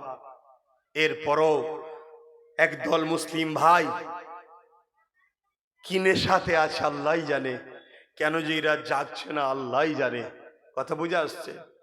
আরে তোকে যদি একে এতই ভালো লাগে যে কে ছাড়তে পারছিস নি, তাহলে একে বোঝা না যে আপনি যা কাজ করছেন এতে আপনার অবস্থা খারাপ হয়ে যাবে। আপনি ক্ষমা চেয়ে এলেন, নচেত আমাদের কিছু করার থাকবে না। কথা বুঝে আসছে না? নাই। কত বড় ষড়যন্ত্র হচ্ছে। এই যে সব প্যান্ট শার্ট পরা, দাড়ি চাচা, সিনেমা দেখা, গান শোনা, ফাংশনে যাওয়া, কিন্তু কেউ বলতে পারবে এরা জাহান্নামী, এরা কাফের, কেউ বলতে পারবে? কিন্তু গায়রুল্লাহর সঙ্গে শরিক করা কোনো জিনিস যদি খায়, কথা বলে গায়রুল্লাহ আল্লাহ ছাড়া অন্য কারো কোনো উপাসনার জিনিস, শরিক করা জিনিস যদি খায়, সঙ্গে সঙ্গে বেঈমান কাফের হয়ে যাবে। এদের ঘরে কাফের বানাবার প্ল্যান করছে না করেন? কথা বলুন, বলুন বলুন বলুন, কে করেছে বলুন? এই কথা যখনই বলে দিচ্ছি বলছে এটা কি দরকার বলার? ওরে শয়তান, তুই চুপি চুপি আমার কমকে শেষ করে দিবার প্ল্যান করবি, ওটা দোষ নয়, আর আমি বলে দিলে দোষ? হ্যাঁ, বলবো না থাকবে? কথা বলেন, বলবো না থাকবে? দীঘাতে একটা মন্দির হয়েছে জানেন? হ্যাঁ, আচ্ছা সরকারের কাজ মন্দির মসজিদ করা, মসজিদ তো করে না, যাই হোক মন্দির করা, তারপরও চলো ও লোকের ধর্ম যেটা, সে তার ধর্ম স্থান করছে, তার হাতে ক্ষমতা আছে, টাকা পয়সাকে নষ্ট করছে, যা পাচ্ছে যেটা ভাল লাগছে করকে যাক। ও বাবা, খুশিতে আবার রেশনের মাধ্যম দিয়ে প্রসাদ খাওয়াচ্ছে। আচ্ছা বলো তো, আমি যদি একটা কিছু করি আর খুশিতে যদি গরু জবাই করে গোস্ত অমুসলিমদের ঘরে খাওয়ায়, এটা কি উচিত হবে? কেন, সেটা তাদের পছন্দ না, তাদের ধর্মে নিষেধ আছে, কিন্তু আমার কাছে জায়েজ আছে। ঠিক তেমন প্রসাদ তাদের কাছে জায়েজ, আমার কাছে হারাম। না যায় না, হারাম, চলবে না, শুনছেন তো নাকি? এবং শিরকি জিনিস, তাহলে সেই জিনিসটা রেশনের মাধ্যম দিয়ে খাওয়াচ্ছে, তাহলে এদের পরিকল্পনা কি? আমাদেরকে ঈমান রাখা না বেঈমান বানানো? যারা আপনাকে বেঈমান বানাতে চায় তারা আপনার বন্ধু না দুশমন? হাত তুলে আল্লাহকে সাক্ষী রেখে বলুন, বন্ধু না দুশমন? দুশমন তো নাকি? হাত নামান, দুশমন তো। তাহলে দুশমনকে যদি জানার পরও আপনি সাপোর্ট করেন, তাহলে আপনার তো মরণ হওয়া দরকারই আছে। এক কথা শুনছেন না শোনেন? এবারে বলছেন সবই বুঝলাম ভাইজান, কিন্তু কি করব, ডাকাতের হাত থেকে বাঁচার জন্য চোরের কোলেই থাকছি। ও, ডাকাতের হাত থেকে বাঁচার জন্য চোরের সাপোর্ট নিচ্ছিস? ডাকাত আর চোরের মধ্যে কোয়ালিটি কি? ডাকাত কুকুর চুরি করে, চোর মাছ চুরি করে, পার্থক্য কি বলবেন তো? ও সব চুরি করে, এ শুধু মাছটা চুরি করে। কথা বুঝে আসছে না? নাই, কিন্তু চোরই তো একদিন চুরি করতে করতে ডাকাত হয়। আর চোরের সঙ্গে ডাকাতের বন্ধুত্ব থাকে না থাকে না? তা যদি ডাকাতি রুখতে হয় তা ভালো লোক দিয়ে রোক না, চোরের দ্বারা বিশ্বাস করছিস কেন? যদি তোমার ওইটাই মনে হয় যে ডাকাত রুখতে হবে, তা চোরকে দিয়ে ডাকাত রুকা যায়? হ্যাঁ, কিন্তু আমার কাছে একটা কথা, তুমি ডাকাতকে ভয় করলে আল্লাহর আযাবকে ভয় করবে না? বলো বলো, আল্লাহর আযাবকে ভয় করবে না? আচ্ছা, আমার আল্লাহ যদি ভূমিকম্প দিয়ে তোমাকে আমাকে মেরে ফেলে, তাহলে কে বাঁচাবে তখন? আল্লাহ তো পক্ষে নয় তুমি আমি, তাহলে আল্লাহ যদি তোমাকে আমাকে আযাব দিয়ে মেরে ফেলে, তাহলে ও থেকে বাঁচাবার কার সাথ দেবে? শুনছো? অতএব বাঁচাবার মালিক কে? আওয়াজ দে বলো, কে? মারার মালিক কে? আল্লাহর উপরে ভরসা রাখো, আল্লাহর উপরে ভরসা রাখো, অন্য কারোর উপরে নয়। এটাই তো আল্লাহর পরীক্ষা। আল্লাহ সন্তান দিয়ে পরীক্ষা নেয়, আল্লাহ বাপ মা দিয়ে পরীক্ষা নেয়, আল্লাহ অর্থ দিয়ে পরীক্ষা নেয়। আল্লাহর পরীক্ষা হচ্ছে বাংলার মুসলমান তোমাদের ঘরে। একদিকে বিশাল স্বৈরাচারী অত্যাচারী জালিম শাসক ঢুকার জন্য চেষ্টা করছে, আর একদিকে যাকে আমরা এনেছি তারাই আমার মসজিদ মাদ্রাসার কোরআনের আবার বিরোধী শুরু করেছে। এটা তো বাংলার মুসলমানের ইমানের পরীক্ষা চলছে। এই জায়গায় তোমরা কি ফায়সালা লাও, এটাই পরীক্ষা। যদি আমাকে বিশ্বাস করো তাহলে আমি একটাই কথা বলবো, আল্লাহর উপরে তাওয়াক্কুল করে না ডাকাত না চোর, নিজেদের পায়ে দাঁড়াবার চেষ্টা করো। যা কপালে আছে হবে, মৃত্যু তো একদিন না একদিন হবে। কমসে কম আল্লাহকে বলতে পারবো যে আল্লাহ তোমার দুশ্মন সে বড় হোক আর ছোট হোক কারো সাথে যাইনি, তোমার খুশির জন্য জানের পাওড়াও করিনি যে আমাদেরকে মেরে ফেলতে পারে ডাকাত এলে। শুনছেন তো নাকি? কিন্তু তারপরেও তোমার যে কোরআন শেষ হয়ে যাবে বলেছিল, যে মাদ্রাসাকে বুলডোজার দিয়ে ভাঙে, যে তোমাকে কি বলে আমাদেরকে হারাম ইসলাম বিরোধী খাদ্য খাইয়ে আমাদেরকে বেঈমান করবে বলেছিল, তার থেকে আমরা মুখ ফুরিয়ে নিয়েছি খোদা শুধু তোমার জন্য। কথা মাথায় ঢুকছে না? ঢোকে নেই। আর এরপরে যদি মনে হয় না আব্বাস সিদ্দিকী তোমার কথা লিখছি না, আমার কোনো অসুবিধা নাই তো, আল্লাহর জাত পাকের কসম করে বলছি অসুবিধে নেই। কিন্তু এনেছেন যখন, মাইক পেয়েছি যখন, বুঝানো ডিউটি আছে, বুঝাচ্ছি। এবারে মানবেন না মানবেন আপনার আর আল্লাহর, আপনি জবাব দেবেন, আমি কেন? আমাকে আল্লাহ ধরবে। তুই কেন বললি না, তুই কেন বললি না যে নবীর উম্মতেরা তোমাদেরকে বেঈমান বানাবার স্লোগান শিখানো হচ্ছে, ধর্ম যার যার উৎসব সবার, এই স্লোগান যে বলবে সে মুশরিক হয়ে যাবে, কাফের হয়ে যাবে। কেন তুই বললি না? আল্লাহ তোমায় ধরবে। যদি বলে অনেক মৌলী সাহেব বলে নে, সে মৌলী সাহেব তার আল্লাহর কাছে জবাব দেবে, আমি কি জানি? শুনছেন না শোনেননি? কে বলছে না বলছে সে আল্লাহর কাছে জবাব দেবে। আমি মনে করি তারা হয়তো আল্লাহর ওলি, তাদেরকে আল্লাহ ধরবে না, তাদের হয়তো বাঁচার অনেক রাস্তা আছে, তাই তারা বলে না। আমার নেই, আমি বলছি। কথা বুঝে আসছে না? নাই। কিন্তু আমি যে কথাটা বলছি, কথাটা ইসলামের বিরুদ্ধে যাচ্ছে কি? আগে বলুন।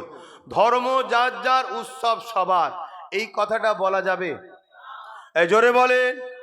এই কথাটার বিরোধী মসজিদে হয়, এই কথার বিরোধী জলসাতে হয়, এই কথার বিরোধী কোনো আলেম উলামা করে। এরপরও বলছি যদি না করে, সবার সাবজেক্ট এক নাও হতে পারে, কিন্তু আমি যখন বিরোধী করছি উলামাদের তো উচিত আমার বিরোধী না করা, যে না আব্বাস যেটা বলছে ঠিক বলছে। বলা যাবে? অনেক উৎসব আছে ধর্মকে কেন্দ্র করেই তো উৎসব। যে উৎসব শিরক আছে, শিরক কি আমাদের উৎসব? তাহলে কোথায় আমাদের কিরা শেষ করছে?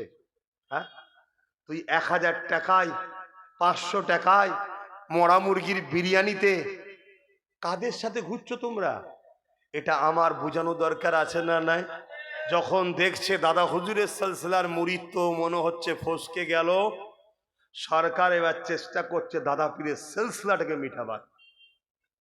আমার কথা আজ না হলো 1-2 মাসের মধ্যে আপনি বুঝে যাবেন, 1-2 মাসের মধ্যে বুঝে যাবেন আমার কথা। সরকার যখন দেখে নিয়েছে দাদা পীরের সিলসিলার মুরিদদের তার ধরা যাচ্ছে না, ও তো সব মুখ ঘুরিয়ে নিচ্ছে, শুনছেন না শোনেন?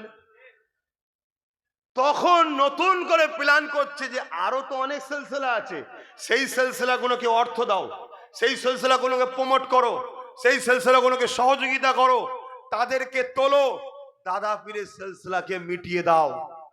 আমি এতটুকু আপনাকে বলে যেতে পারি, দাদা পীরের সিলসিলা হচ্ছে কবুলিয়াতের সিলসিলা। চামচিকে যদি পাহাড়ে ধাক্কা দেয়, চামচিকের বুঁচো মুখ আরো বুঁচো হয়ে যাবে, পাহাড়ের কিচ্ছু হবে না। দাদা পীরের সিলসিলা আব্বাসের উপরে নির্ভর নয়, দাদা পীরের সিলসিলা পীর আলী আকবর সিদ্দিকীর উপর নির্ভর নয়, দাদা পীরের সিলসিলা কোনো পীরজাদা পীর সাহেব মুফতি মৌলানার উপর নির্ভর নয়। দাদা পীরের সিলসিলা মদিনাওয়ালা কামলিওয়ালার আহলে সুন্নাত আল জামাআতের পূর্ব ভারতের হেড সেন্টার হলো ফুরফুরার পীর আবু বকর, যার হিফাজতের দায়িত্ব খোদ আল্লাহর কুদরতি হাতে আছে। জোরে বলুন সুবহানাল্লাহ, আরো চিৎকার দিয়ে বলুন সুবহানাল্লাহ। তাহলে আমার পীরের মুর্শিদের সিলসিলাকে যে হুকুমত মিটাতে চাইবে, যেমন ইসলামকে মিটাতে চাইলে, আমাদেরকে শিরকি খাদ্য খাওয়ালে, আমাদেরকে বেঈমান বানাতে চাইলে তার বিরুদ্ধে যেমন কথা বলতে হবে, ঠিক তেমনি দাদা পীরের সিলসিলাকে কেউ মিটাতে চাইলে সেই শাসকের বিরুদ্ধে আমাদেরকে লড়াই সংগ্রাম করার দরকার আছে না নাই? যদি মনে করে পুলিশদের রুখে দেবো, মিলিটারিদের রুখে দেবো, গুন্ডা মুসলমান মুনাফিক এক শ্রেণীর আছে তাদেরকে রুখে দেবো, মনে রেখে দিও জালিম হুকুমত তোমার মতো কত দাদা দিদি এসেছে, আলহামদুলিল্লাহ এই মুসলিম সমাজের মধ্যে আল্লাহ একজনকে দাঁড় করিয়ে দেবে, তার দ্বারা তোমার নাম নিশানাকে আল্লাহ মিটিয়ে দেবে। ঠিক না বেঠে? ইতিহাস বলছে নমরুদ পৃথিবীর রাজা ছিল, তাকে আল্লাহ মিটিয়েছে একটা খোঁড়া মশা দ্বারা। ফেরাউনকে আল্লাহ মিটিয়েছে নীল নদে ডুবিয়ে ডুবিয়ে। এখনো সময় আছে। এ উম্মতে মুহাম্মাদি, তোমার কাছে পেট টাগে হয়ে গেছে, এত আঁচড়ে পেট ভরছে, বিমার তো ভর্তি, ঘরে তো ওষুধ ভর্তি, রুগী তো ভর্তি, হসপিটালে তো ঘন ঘন ছুটতে হচ্ছে, এত কিছু করার পরও তোমার পেট কি ভরছে? অতএব আল্লাহর উপরে ভরসা করো। শান্তি দিবার মালিক, জান বাঁচাবার মালিক, ইজ্জত দিবার মালিক আল্লাহ। আল্লাহ আল্লাহ ছিল না আলাদা কথা, থাকতে ইদিক উদিক করো না। তোমরা সবাই সংগঠিত হও, নবী বংশের আওলাদের সাথ দাও, নবী বংশের আওলাদের সাথ দাও। আমার ভাইরা কি পাগড়ি পরবেন? মাশাআল্লাহ, আমাকে বলেন না তো। আহা, এই যে হাফেজে কোরআন, আজ সমাজে আলেম উলামা হাফেজদের ঘরে, তুলাবাদের ঘরে কিভাবে সন্দন নজরে তাকানো হয় না হয় না? কথা বলুন। প্রকাশ্য অস্ত্র নিয়ে ঘুরছে, প্রকাশ্য সন্ত্রাসী হচ্ছে, সব প্রমাণ হচ্ছে, তারপরও তাদেরকে সন্দন নজরে দেখা হয় না। সুন্দর লেবাস, সুন্দর চেহারায় আমরা আমাদের পয়সায় আমাদের মাদ্রাসা তৈরি করে আল্লাহর শ্রেষ্ঠ বাণী কোরআন, যে কোরআন ইনসাফের শিক্ষা দেয়, যে কোরআন ইনসানিয়তের শিক্ষা দেয়, যে কোরআন দেশপ্রেমের শিক্ষা দেয়, যে কোরআন মনুষ্য জাতিকে বাঁচাবার কথা বলে, যে কোরআন বলছে একটা মানুষকে কেউ যদি বাঁচায় পুরো মনুষ্য জাতিকে সে বাঁচালো, যদি কেউ একটা মানুষকে হত্যা করে পুরো মনুষ্য জাতিকে হত্যা করার পাপ তার কাঁধে গেল। সেই কোরআন পণ্যওয়ালা, সেই কোরআনের পক্ষে যারা, তাদের উপরে সন্দন নজরে দেখা হচ্ছে না হয়নি? কারণ একটাই, যাদের গার্জেন থাকে না তাদেরকে সবাই মিলে চাটি মেরে যায়। আজ আমাদের কোনো গার্জেন নাই, আমাদের হয়ে কথা বলার কেউ নাই, আমাদের হাতে পাওয়ার নাই, এজন্য যা খুশি করে যাচ্ছে, যা খুশি করে যাচ্ছে। এজন্যই তো আব্বাস সিদ্দিকী বারবার বলে, আসো, কেউ যদি আমাদের প্রকৃত দরদি হয় তাকে বলো আমাদেরকে পার্টনারে লাও, তোমার সাথে নয়, পার্টনারে। পার্টনার বোঝেন তো নাকি? তাতে 10% হয়, 10%ই দাও, ভাগিদারিতে লাও। কথা বুঝছেন তো নাকি? তাহলে জানবে সে প্রকৃত দরদি। আর নচেত আমার সিল, আমার নুরা আমারই ভাঙবে। দেখো তাই হচ্ছে না হয়নি? বলো না হচ্ছে না হয়নি? এই বাংলাতে আমাদের হিজাব পরার জন্য স্কুল থেকে বাচ্চাদেরকে বার করে দেওয়া হয়েছে না হয়নি? এই বাংলাতে প্রকাশ্য বলা হয়েছে কি, মিড ডে মিলের খাবার রাস্তার কুকুরের বাচ্চাকে খেতে দেবো, তো মাদ্রাসার বাচ্চাদের খেতে দেবো না। বলা হয়েছে না হয়নি? বলো, কারা বলছে? যারা আমরা ছাড়া চলবে না তারা। তাহলে বলো, আমাদেরকে ভাবতে হবে। তাহলে আজ 3-3টে বাচ্চা হাফেজে কোরআন হচ্ছে। কদিন আগে দিল্লিতে একটা বিস্ফোরণ হলো, জানেন তো নাকি? হ্যাঁ, সেই বিস্ফোরণে সন্দেহ করে 4 জন মুসলিম ডাক্তারকে তোলা হলো, সম্ভবত 4 জন কি কাজ হোক। কি হই হই হলো বলো তো? বলবেন তো হই হয়েছে না হয়নি? তারপরে কি খবর পেয়েছেন ওই 4 জনের সঙ্গে কি হয়েছে? সেই 4 জন নির্দোষ ছেড়ে দিয়েছে, খবর পেয়েছেন? কিন্তু মূল আসামিকে ধরা পড়েছে, তারা মুসলমান নয়, সে খবরটা নিয়ে হই হই হচ্ছে। কেন হবে? এ জাত কেন হবে? জাতি তোমাকে তো মিটাতে চাইছে, তোমাকে তো টার্গেট করা হয়েছে, তোমার হয়ে বলার কেউ নেই। শোনো, মলি সাহেব লাগবে, হাফেজ সাহেব লাগবে, আলেম লাগবে, পীর লাগবে, কিন্তু সব মলি সাহেবলে কি করবে? সব হাফেজ সাহেবলে কি করবে?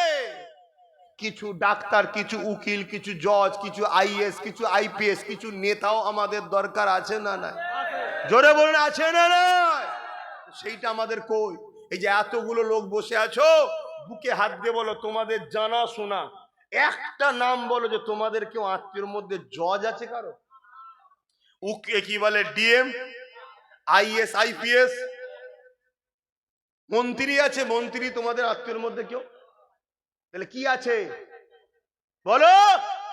খারাপ লিও না, উপরন্তু মুসলমান পাড়ায় খোঁজ নিয়ে দেখো, গুন্ডা বদমাইশ ভর্তি হয়ে আছে। এ আছে না নাই? এতে কি আমি আপনাকে ছোট করলাম? না, এটা প্ল্যান মাফিক করা হয়েছে। তোমাদেরকে শিক্ষা দেয়নি, তোমাদের ছেলেদেরকে আইএস আইপিএস বানাইনে, তোমাদের ছেলেদেরকে ডিএম বিডিও আইপিএস বানাইনে। অনেকে বলবে মুসলমান উপযুক্ত নয়। মুসলমান যদি উপযুক্ত না হতো তাহলে আমেরিকার মতো জায়গায় মুসলমান কি করে মেয়র হচ্ছে, আমেরিকার মতো জায়গায় মুসলমান কি করে বড় বড় পোস্টে চলে যাচ্ছে? আরে তোমাদেরকে চাপিয়ে রাখা হয়েছে, দাবিয়ে রাখা হয়েছে। তোমাদেরকে একটা কি বলে ডকুমেন্টস তৈরি করা হচ্ছে, তোমাদের নামগুলো সব গুগলে সার্চ হচ্ছে, কি রেকর্ড হচ্ছে। দেগঙ্গা মানে অশান্তির জায়গা, খুনের জায়গা, বোমের জায়গা, মারপিটের জায়গা। ভাঙর মানে, হাড়ুয়া মানে মুসলিম অধ্যুষিত এলাকাকে রেড জোন করা হচ্ছে। ইচ্ছা করে কারা করছে? যাদের জন্য তোমরা মারপিট করো তারাই তোমাদেরকে রেড জোনে ফেলছে। একটা দিন আসবে মায়ানমারের মতো তোমাদেরকে গুলি করে করে করে মারা হবে, ইনকাউন্টার করে করে মারা হবে। যখন তোমাদেরকে মেরে দেওয়া হবে, রাষ্ট্রসংঘ বলবে যেদেরকে মারা হচ্ছে কেন, ওই দিন তোমাদের এই রিপোর্ট গুলো দেখানো হবে। এরা মানুষ নয়, এরা সমাজ বিরোধী। এদের শুধু খুন করতো, মারপিট করতো, ঝগড়া করতো, কিন্তু যাদের জন্য করেছো তারাই বলবে। তাই বাঁচাতে চাইছে আব্বাস সিদ্দিকী। আর বাঁচাবার জন্য আমার পিরান প্রিয় ভাই নওশাদ থেকে আজকে তোমাদের জন্য রাস্তায় নেবিয়ে দিলাম। সে দিন রাত গাল খাচ্ছে, দিন রাত তার উপরে জুলুম হচ্ছে, দিন রাত তার নামে কেস হচ্ছে, তাকে নির্দোষ জেলে ভরে দিল।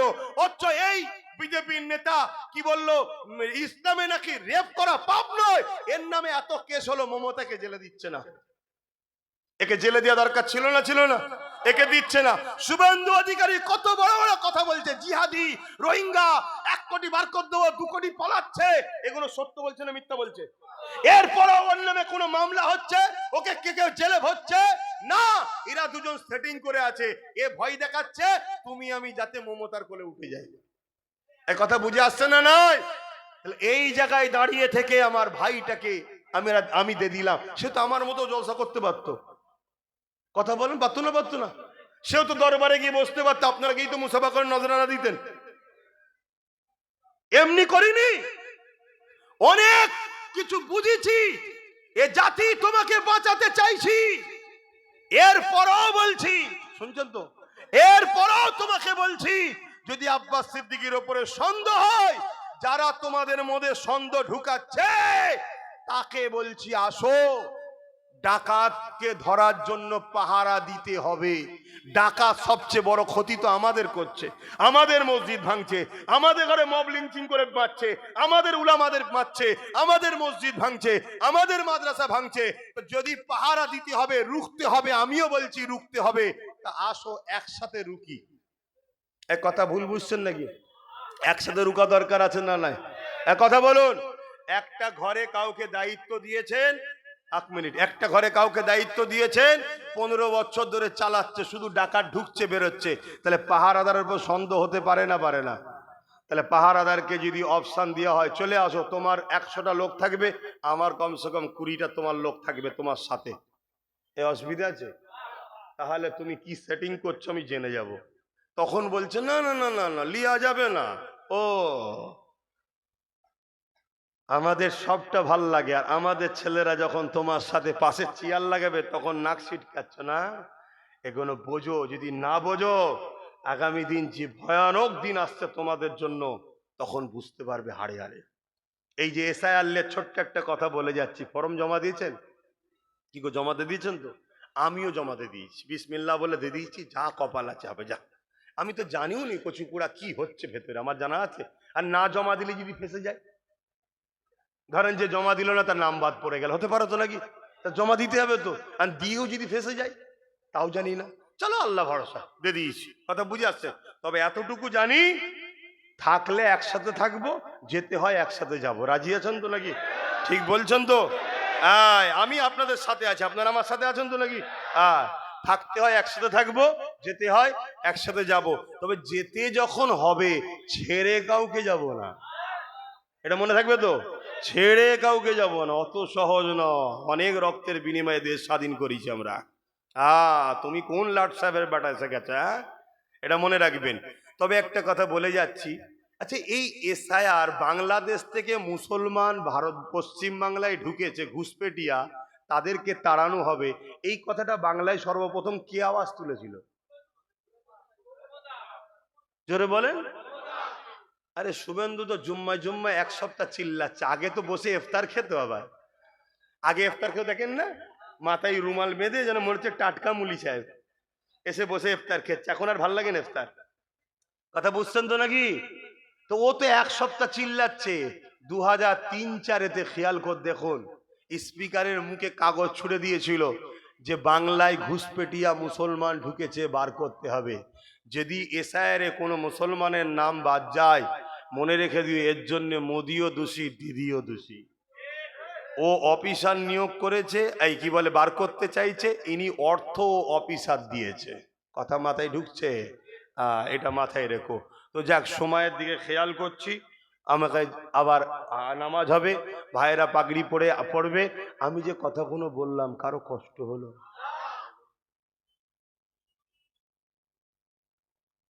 আচ্ছা আচ্ছা আচ্ছা। তো ভাই পাগড়ি তো পরানো হবে। এই ভাইয়েরা যে পাগড়ি পড়ছে, আল্লাহর কোরআন পড়ছে, এতে আপনারা খুশি না বেজার গো? তাহলে একটু পকেটে হাত দিতে লাগে তো নাকি? এই মাদ্রাসার জন্য যার যা খুশি একটু দিতে হবে তো নাকি? কি বলছেন, দেবেন তো নাকি? হ্যাঁ, সবাই ছেলেরা যাচ্ছে, মা যাও ভেতরে ঢুকে যাও, আর দরুদ শরীফ আল্লাহুম্মা সাল্লি আলা।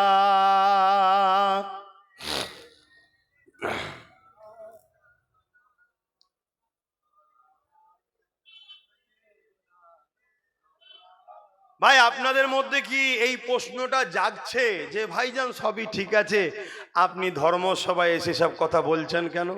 প্রশ্ন জাগছে কি? আচ্ছা, কারো কি জাগছে? যদি জাগে, না বলতে পারেন, আমি একটু উত্তর দিচ্ছি, একটু শোনেন। শুনছেন শুনছেন শুনছেন? আচ্ছা, আপনাদের মধ্যে এই প্রশ্ন জাগে না যে আব্বাস সিদ্দিকী ধর্মসভায় এসে এ কথা বলছে কেন? এ প্রশ্ন যদি জাগে, আপনাদের এটা মনে হয় না যে আপনারা রাজনীতির নেতা, রাজনীতি করুন, আপনারা আমার মসজিদ মাদ্রাসা কবরস্থান ইসলামের বিরোধী করছেন কেন? এই প্রশ্নটা জাগে না? কথা বুঝছেন না, বোঝেন না? অনেকে বলে ধর্মসভা ছেড়ে দিয়ে ডাইরেক্ট আসো দেখি। আমি তাদেরকে বলছি, তোমাদের যদি দম থাকে রাজনীতির পাওয়ার ছেড়ে দিয়ে ডাইরেক্ট মসজিদ মাদ্রাসার বিরুদ্ধে আসো দেখি। শুনছেন তো নাকি? আসো, তোমার অবস্থাটা এজিদের মতো করে দেবো আমরাও। কথা বুঝছেন না, বোঝেন না? তোমার অবস্থা আবু জেহেলের মতো করে দেবো আমরা। কি পারবো না? পারবো না? হাত তুলে বলুন, দম আছে না নাই? একটু আওয়াজ দেন না। আরে তাকবীর, আরে দিল খুলে বলুন নারে দিবে। দ্বীন ইসলাম, দ্বীন ইসলাম, কুরআন ও সুন্নাহ, কুরআন ও সুন্নাহ, নারে দিবে। আল্লাহ ছাড়া কাউকে ভয়, আল্লাহ ছাড়া কাউকে ভয়, আল্লাহ ছাড়া কাউকে ভয়, আল্লাহ ছাড়া কারো কাছে সাহায্য, আল্লাহ ছাড়া কারো কাছে সাহায্য, আর নবী ছাড়া কাউকে দিল, নবী ছাড়া কাউকে দিল দেবো না। কেন? এই দিলের মালিক নবী, জানের থেকেও কাছে নবী। জোরে বলুন সুবহানাল্লাহ। অন্য কাউকে দেবেন না। আব্বাসকে ভালোবাসেন, নবীর জন্য ভালোবাসবেন। কথা মাথায় ঢুকছে? মাথায় রাখবেন। তো যাই হোক, এখন আমি একটুখানি ভাইদেরকে পাগড়িটা পরিয়ে দিই। আপনারা সকলে দরুদ শরীফ পড়েন একবার। আল্লাহুম্মা